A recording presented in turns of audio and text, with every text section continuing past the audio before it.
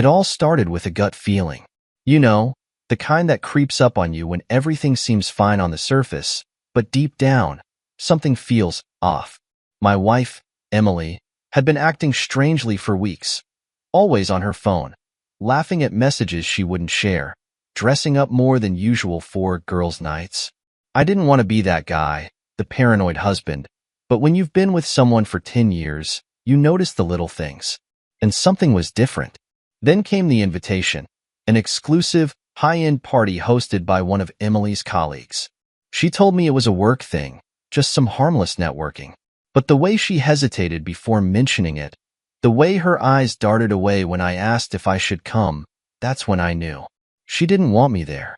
So, I made a decision. I wasn't going to sit at home and pretend like I didn't see the signs.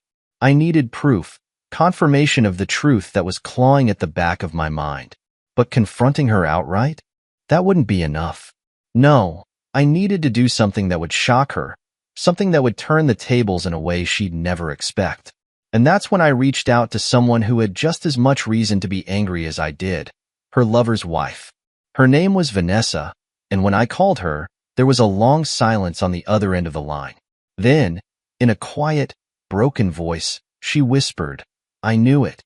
It turned out she had suspected her husband, Derek, for a while too. Late nights, secretive texts, unexplained absences. She had been gaslit, fed lies, made to feel crazy for questioning him. But she wasn't crazy, and neither was I. We met in person the next evening at a small coffee shop, and for the first time in weeks, I felt something close to relief. I wasn't alone in this. Together, we pieced together the puzzle. Her husband and my wife had been sneaking around behind our backs, using work as a cover. Vanessa had access to Derek's email and found receipts for expensive dinners, hotel stays, even jewelry that Emily never wore at home. That was it, the final proof. So, we devised a plan. The party was set for Friday night at some high-end venue downtown. It was invite-only, meant to be a gathering of select guests, which meant I wouldn't be on the list. But Vanessa was, and she had the perfect way to get me in. That night, I dressed sharp. A dark suit, crisp shirt, polished shoes, nothing too flashy, but enough to blend in. Vanessa, looking stunning in a sleek black dress, walked into the venue arm in arm with me as if we were a couple. The doorman barely glanced at us as we entered. Inside, the place was buzzing with laughter, clinking glasses, and low-lit ambience. I scanned the crowd, my heart pounding, and then I saw her, Emily. She was standing at the bar, drink in hand, leaning in way too close to him. Derek. They were laughing, touching, completely wrapped up in their little bubble, unaware of the storm heading their way. And that's when it hit me. She never thought she'd get caught. She thought I was oblivious, a fool who would keep swallowing her lies. Well, she was about to learn just how wrong she was. I took a deep breath, exchanged a look with Vanessa, and stepped forward. Emily turned, her face shifting from amusement to confusion. Her eyes darted from me to Vanessa, trying to process what she was seeing.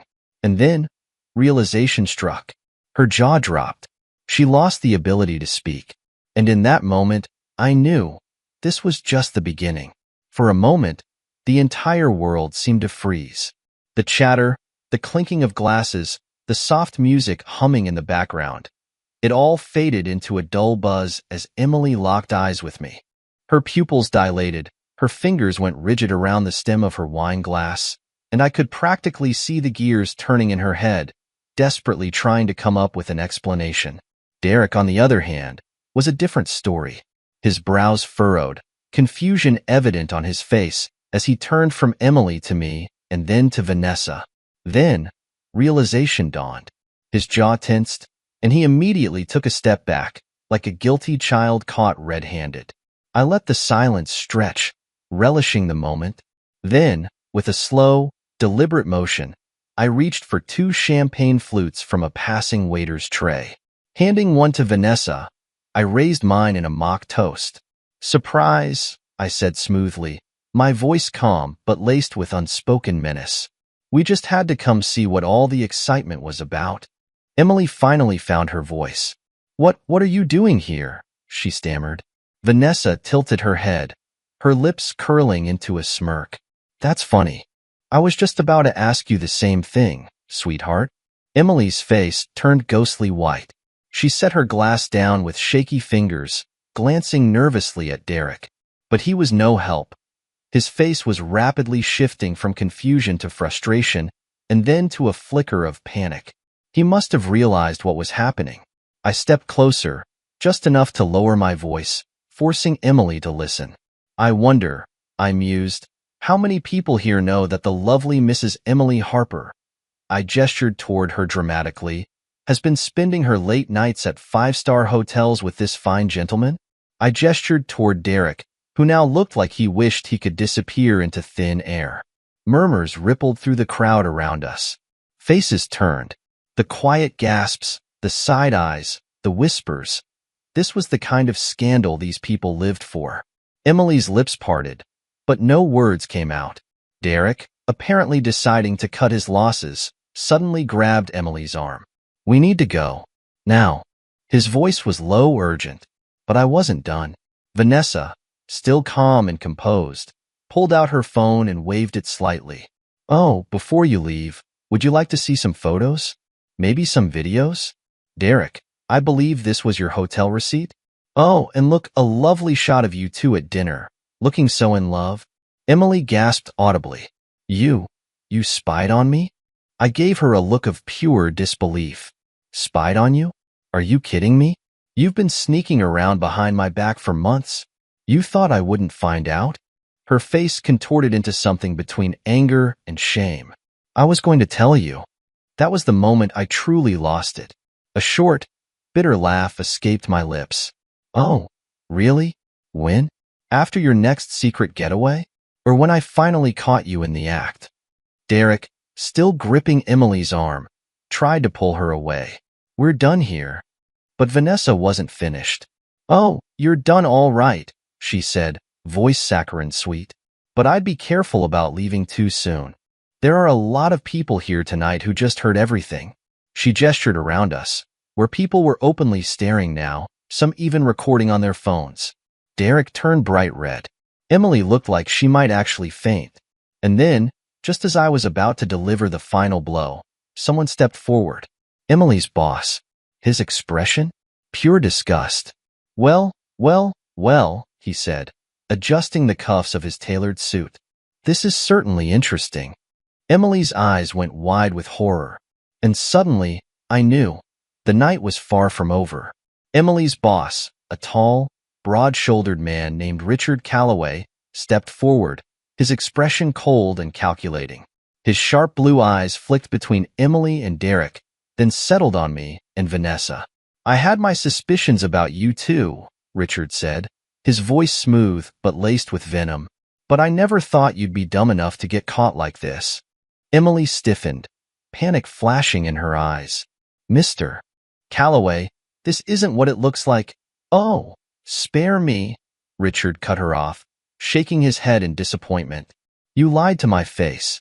I vouched for you, defended you when others questioned your commitment to this company. He turned to Derek with a scowl. And you. What a disgrace. You do realize your wife is on the board of directors, don't you? Derek paled instantly.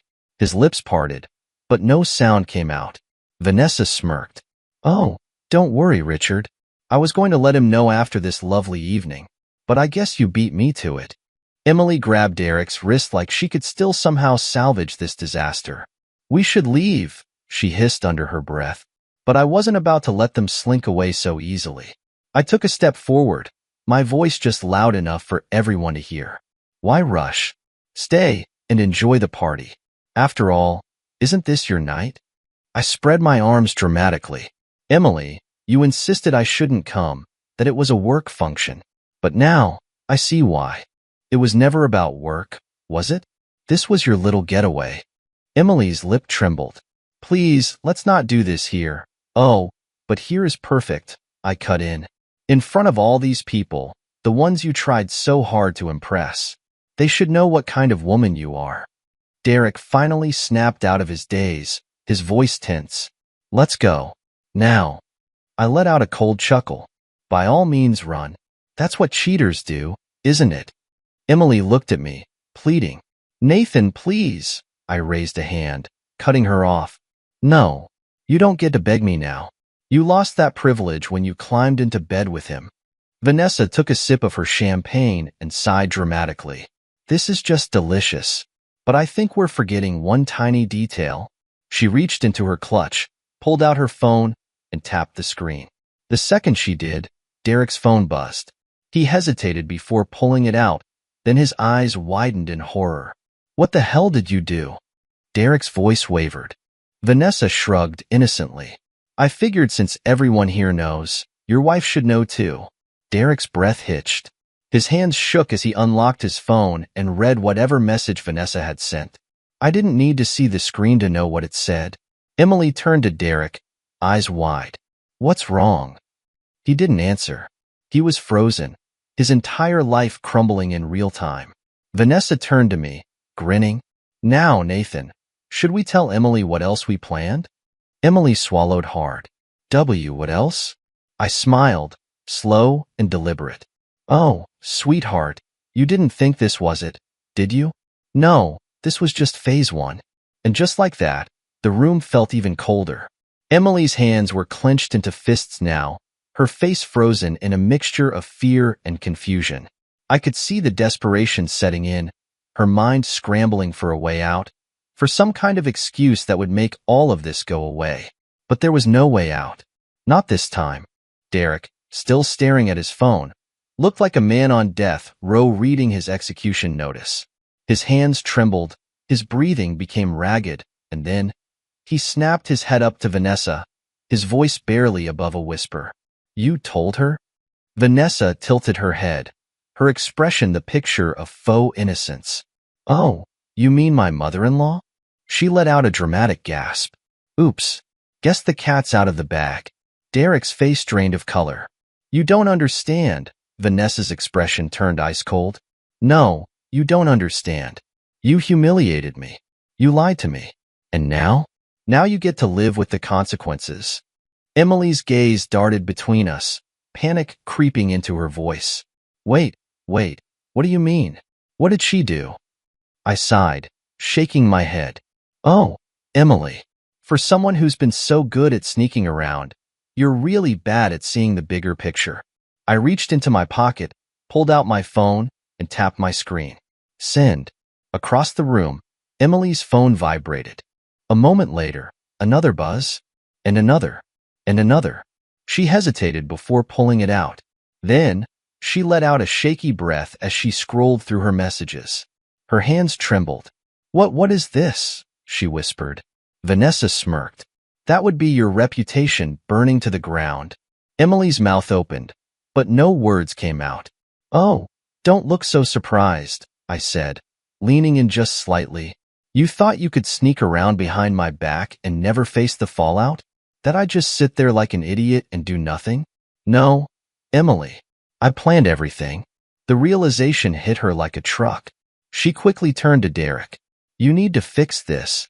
Derek, still staring at his own phone like a ghost, had just texted him, barely reacted. Then, without a word, he turned and walked away. Emily's face twisted with shock.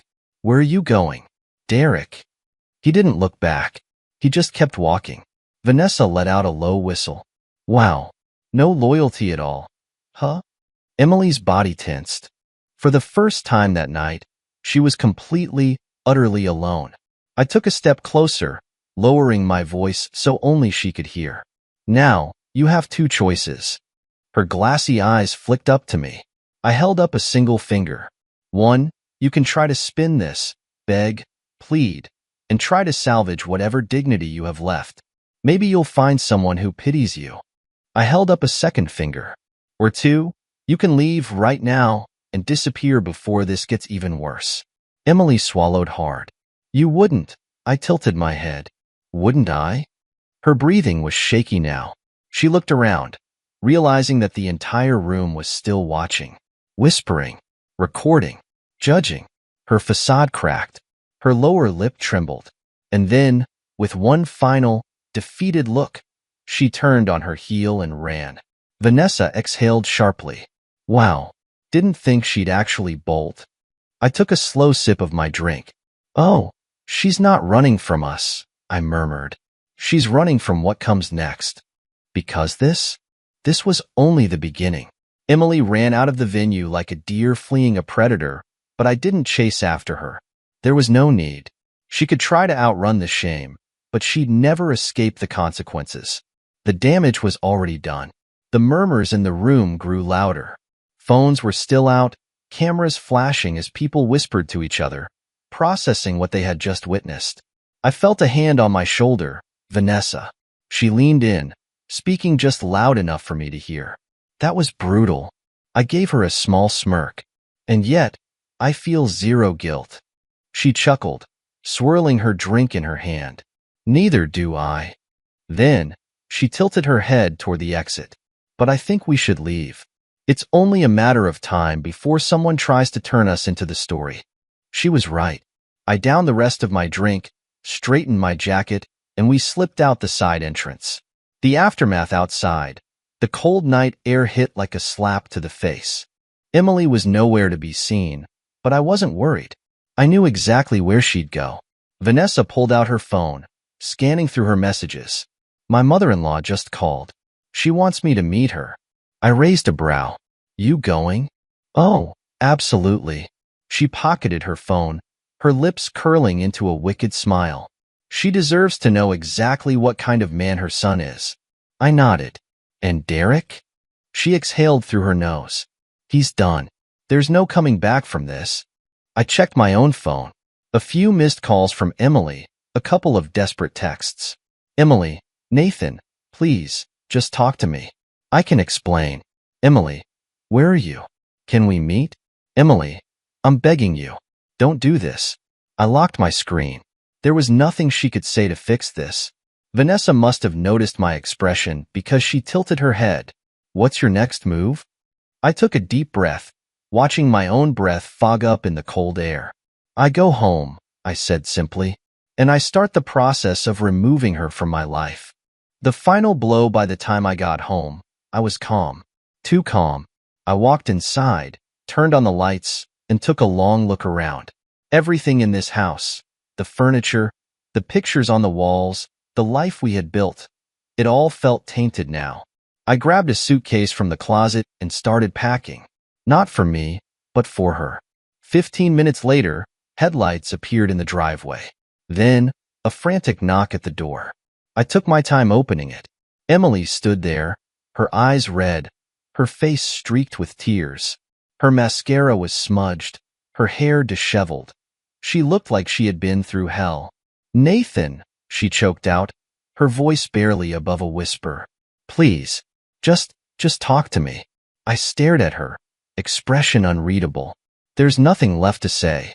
She tried to step inside, but I blocked her. Nathan, please. I pointed at the suitcase behind me. Your things are packed. Take them and leave. Her lip trembled. What?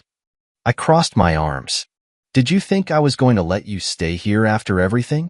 Did you think I'd forgive you? She swallowed hard. I made a mistake, I laughed. A cold, humorless laugh. A mistake? No, Emily. A mistake is forgetting an anniversary. A mistake is burning dinner. What you did was a choice.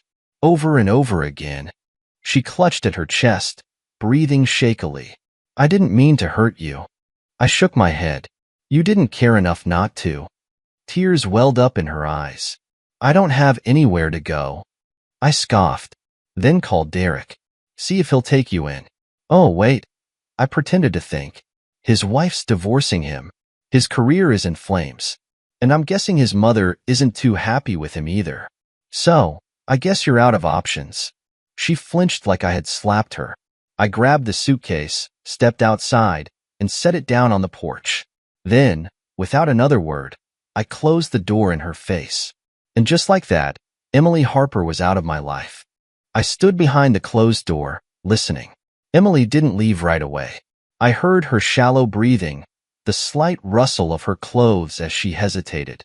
Then came the knock, soft at first, then again, harder this time.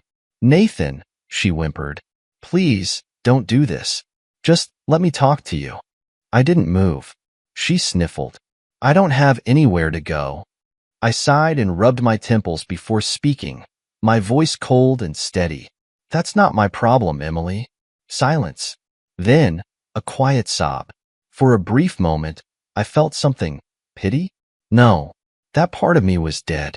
She had killed it with every secret text, every night spent with him, every lie she told straight to my face. Finally, I heard the shuffle of her picking up the suitcase. Then, soft footsteps descending down the porch. A car engine roared to life. She was gone. And just like that, the house was mine again. The first night alone it felt strange, being alone. I should have felt relief, even satisfaction. But instead, all I felt was emptiness. I walked through the house, looking at everything she had left behind. Her shoes near the door, the throw blanket she always used while watching TV, the half-empty coffee mug she had left on the kitchen counter that morning, little pieces of her still lingering. I grabbed a trash bag and started throwing things in. The mug, the blanket, her stupid scented candles that smelled like artificial vanilla. Every trace of her had to go. By the time I was done, the house was eerily quiet. I sat on the couch, staring at the blank TV screen, feeling the weight of everything settle in. Then, my phone buzzed. A text from Vanessa. Vanessa, how are you holding up? I stared at the screen for a moment before typing back. Me? Not sure yet. Vanessa? She came back, didn't she? Me? Yeah.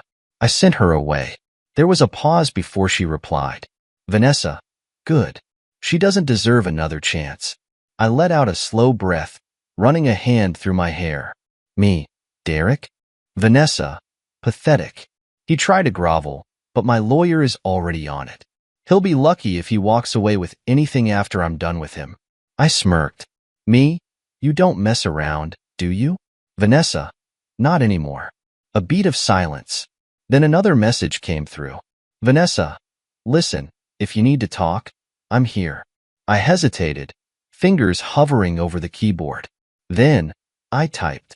Me, maybe I do.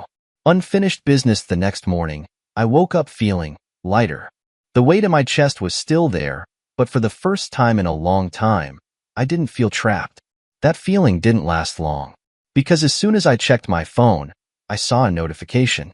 An email. From Emily. I clicked it open, scanning the message.